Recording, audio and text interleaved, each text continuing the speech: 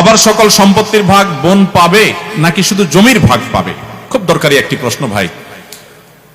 আল্লাহ রাব্বুল আলামিন বাবা মায়ের সম্পদে ছেলেদের যেরকম অধিকার রেখেছেন, মেয়েদেরও কি রেখেছেন?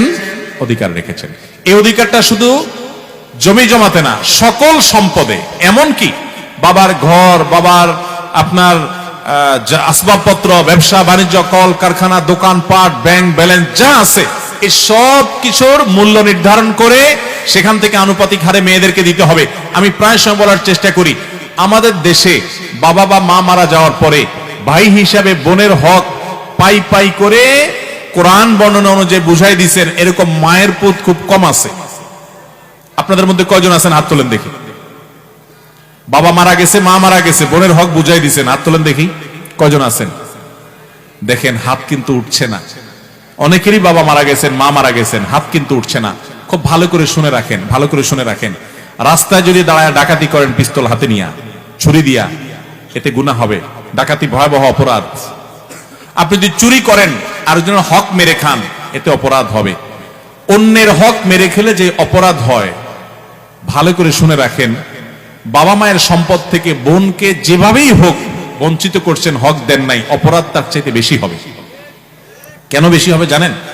কারণ এখানে আত্মীয়, রক্ত সম্পর্কীয় আত্মীয়ের সাথে যেখানে সুসম্পর্ক বজায় রাখা দরকার, সেখানে উল্টা তাকে আরো অধিকার থেকে নষ্ট করেছেন, বঞ্চিত করেছেন, তার অধিকারকে খর্ব করেছেন। এর জন্য আপনার আল্লাহর কাছে জবাব দিয়ে আরো বেশি করতে হবে। এই দেশে ল্যান্ডের মালিকানা দেখবেন মেয়েদের নাম খুঁজে পাবেন না। আপনি কয়টা জমিতে মেয়েদের নাম পাবেন? দলিলে দেখবেন সব ছেলেদের নাম। ব্যাপারটা কি? ব্যাপার হলো ভাইরা বোনদের হক মেরে খাওয়ার জন্য জাল হাদিস বানাইছে। বলে যে বাবার বাড়ির সম্পত্তি মেয়েরা নিলে তাদের এটা সয় না। শুনছেন আপনারা জাল হাদিস? বাবার বাড়ির সম্পদ খেয়ে ছেলে বড়লোক হয়ে যেতে পারবে, কিন্তু বোনকে দিবে না। এই 2 নম্বরে আমরা অনেকে করি কি করি না? অনেকে আবার এইটা করে না, একটু কৌশল করে। কৌশলটা আমি বলি। কৌশলটা হলো, ধরেন বাবা মারা গেছে, মা মারা গেছে, বোনদেরকে ডাকে ভাইরা। এটার নাম আমি দিছি বাটপার ভাই। এই বাটপার ভাইরা ডেকে বলে, এখন বোন দেখো, বাবা তো যা রেখে গেছে দেখছো, বাবার জন্য অনেক পয়সা করে আমি খরচ করা লাগছে, অসুখ বিসুখ ছিল, আর তোমাদেরকে তো বিয়ে শাদী দিচ্ছি, সামনেও দেখাশোনা করা লাগবে, বোন বাগিনা আসো। এখন তোমাদের তো এখানে কোরআন হাদিস অনুযায়ী আপনার হক আছে। মৌলভী সাহেব বলছে যেটা দিতে হবে, আল্লাহ কোরআনে বলছেন ফরিদাতাম মিনাল্লাহ, আল্লাহর নির্ধারণ, এটা দিতে হবে। এখন তোমরা কি বলো? এমন ভাবে উপস্থাপন করে, বোনরা চিন্তা করে বাবার বাড়ি বিটায় উঠে দাঁড়াইতে হবে, এসে পা রাখতে হবে, এখানে একটু বেড়াইতে আসতে হবে, এখানে নানি পোতা আছে, বাবা মার স্মৃতি আছে, আসতেই হবে। যদি ভাগে নিয়ে যাই, ভাই ভাবি তো আর তাকায় কথা বলবে না, তো দরকার হলেও বলে থাক ভাই, দেওয়া লাগবে না, আমরা খুশি। এই 2 নম্বরই করা হয় কি হয় না? মেয়েদের সাথে 2 নম্বরটা এখানে না, বাসর রাত থেকে শুরু হয়। বাসর রাতে ওই যে চলা অঙ্কের মোহর ধরে মেয়ের বাপরা বোকার মতো পায় না 10 টাকাও ধরে 10 লাখ টাকা। তো ছেলেও কম বাট পান না।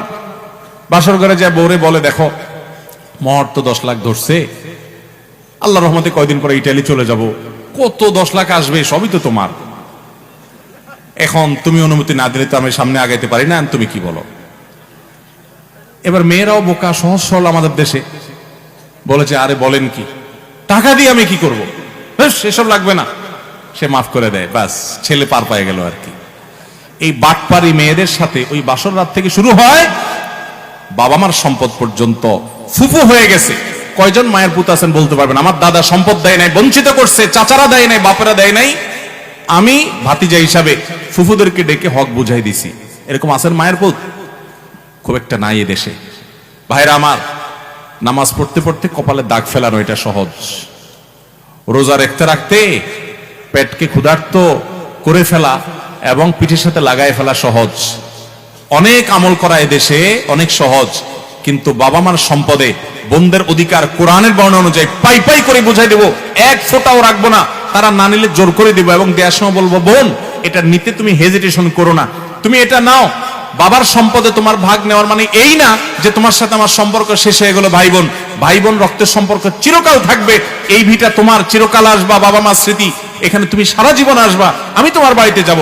এই হক নেওয়ার সাথে তোমার সাথে আমার সম্পর্ক শেষ হওয়ার কোনো সম্পর্ক নাই, তুমি 100 বার আসবা, এটা নিয়ে যাও। এরকম বুক ফুলায় বলার মতো বাই হওয়ার চেষ্টা করবেন তো ইনশাআল্লাহ। মনে রাখবেন, অন্যের হক মেরে মানুষ কখনো পয়সাওয়ালা হয় না ভাই। এই জমিন রেখে চলে যেতে হবে। হাদিসে আসছে নবী সাল্লাল্লাহু আলাইহি ওয়াসাল্লাম বলেছেন, 1 বিঘত জমি যদি আপনি মেরে দেন, 7 তবক জমিনকে আল্লাহ তাআলা আপনার গলায় ঝুলিয়ে দিবে, কত খাইতে পারিস খা, আযাব হবে। দুনিয়া থেকে নিতে পারবেন না কাপনে কাপড় ছাড়া কিছু, সব রেখে যেতে হবে। কাপনে কাপড়ের পকেট নাই, কাপনের কাপড়ের পকেট নাই, কিছু নিয়ে যেতে পারবেন না, সব রেখে যেতে হবে। কার জন্য তাহলে 2 নম্বরই করবেন? কিয়ামতের ময়দানে এই বোন আল্লাহর কাঠ গড়ায় আপনাকে আসামি করে দাঁড় করিয়ে আপনার বিরুদ্ধে বিচার চাইবে এবং বিচার করবেন আল্লাহ তাআলা। তো সেদিন দিতে পারবেন না, আমল দিয়ে দিতে হবে। তার আগে দুনিয়াতে বোনদের হক দেব তো ইনশাআল্লাহ। বোনদের হক শুধুমাত্র বাবার জমিনে থাকে না। অনেক ছেলেরা আছে বাংলাদেশের 99% মানুষ বলতে পারি আমি প্রায়, যে বাবার হক দেয় যারা, তারা ওই মাঠের জমি জমাতে কিছু লামসাম ভাগ দিয়ে দেয়, থোক কিছু দিয়ে দেয়, গর্বিটাতে দেয় না, বলে যে এটা ছেলেদের। সবগুলার মূল্য বের করে তাদেরকে সেই মূল্য আনুপাতিক হারে তাদের প্রাপ্য বুঝাই দিতে হবে। দেব তো সবাই ইনশাআল্লাহ। আল্লাহ আমাদের তৌফিক দান করুন।